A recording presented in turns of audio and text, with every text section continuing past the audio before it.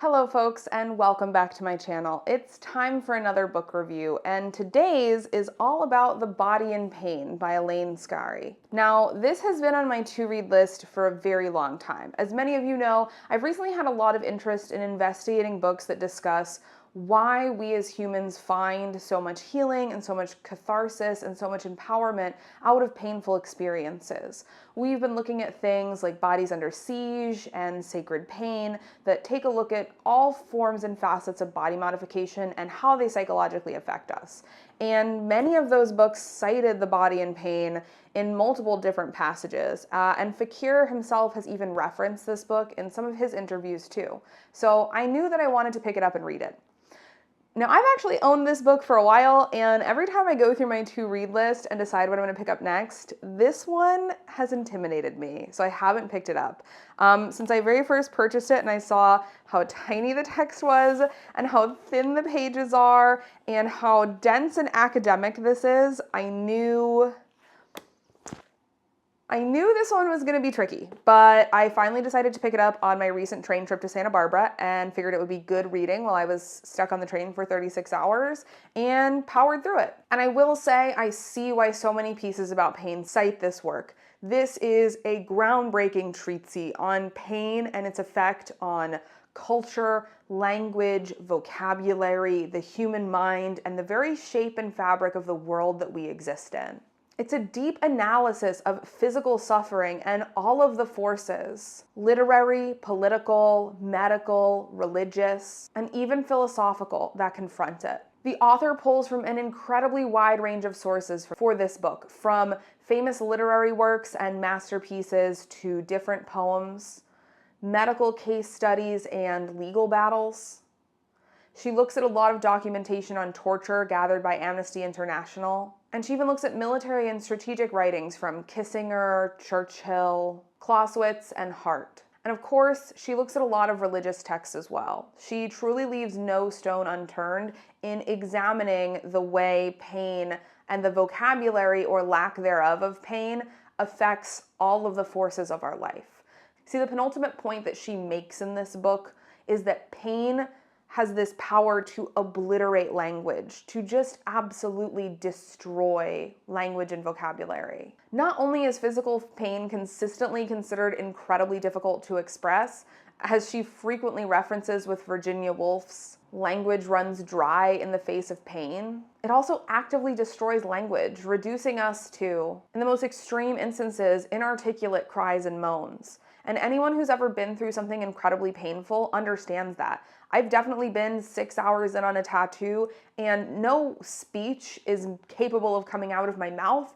I'm simply barely capable of breathing, concentrating through the pain, making little yelps and gasps and moans in response to the pain that I'm experiencing.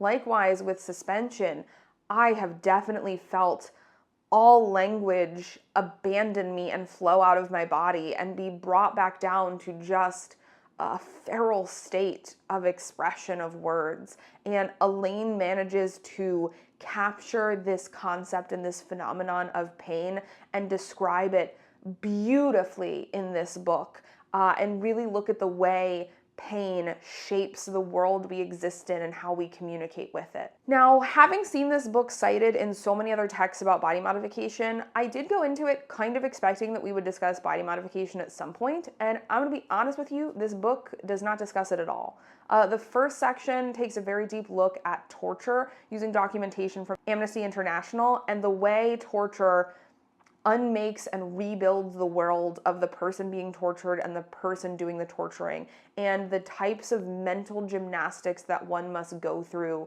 to be complicit and participate in torture. And it is as difficult a read as it is powerful.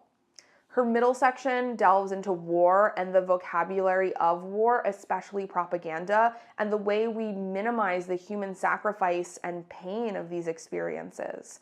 And then her final section takes us from the way pain unmakes the world and language around us to the way it makes it, And we look at a lot of religious texts with a focus on Judeo-Christian writing of how the process of someone's labor and time and sweat and bodily energy gets poured into the things that we create, and this then becomes a vessel for the world around us and a vessel for our pain and our effort and our labor to pour into. And she supplants that with a lot of Marxist theory as far as how this relates to labor and division of labor. It's a fascinating book, there's no doubt about it, and what she is trying to say about pain and the effort of the human body is incredible. But when I say I was intimidated by reading this book, the top review on Goodreads for this book is, "I'm too small-brained for this." And I definitely felt that way at multiple times reading it.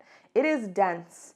It is dense and dry and academic, and I kind of feel like I need to take a couple college-level politics courses, religion and theology courses, maybe some poli-sci and some language and vocabulary courses in order to truly understand what she's saying. But what of it I could understand, I immensely enjoyed and felt like I got a lot out of.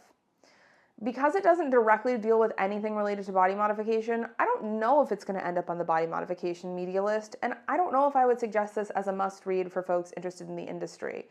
It definitely is foundational knowledge, and if you're reading some of these deeper dive texts that I am, you will find it very beneficial to understanding those other texts. But if you're purely looking to read books strictly about body modification and not necessarily interested in this esoteric view of pain in the mind and body, this one's probably not for you. And I'm not kidding about it being a difficult read, at least it was for me.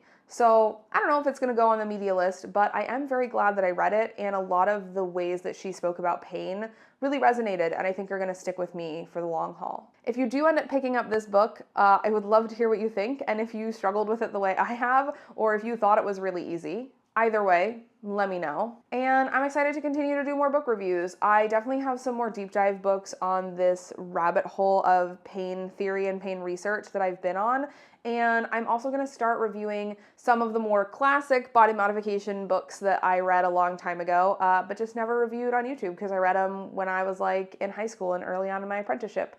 So my Running the Gauntlet review has already been posted, and a bunch of those classics are going to be coming up over the next coming months. And if there's anything else you want to see me review, let me know in the comments down below.